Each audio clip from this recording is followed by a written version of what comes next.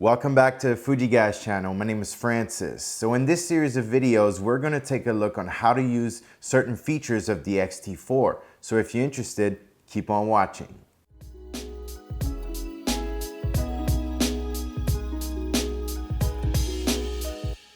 All right, so in this video, we're going to take a look on how you can customize the X-T4 to your liking by assigning functions to the different function buttons. All right, so first we're going to power on the camera, obviously, and then we're going to push on the display back button for a second.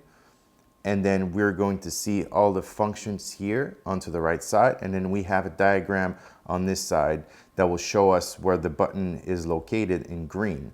So let's say I want to change this function button right here.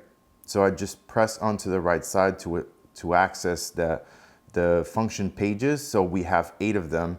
And then personally, I want to change the preview exposure with this button. So I'm just going to click on that. And then now you can see if I press onto the upper D-pad button, I can toggle through the different preview options. So this is how you can make the X-T4 fully customizable to your liking.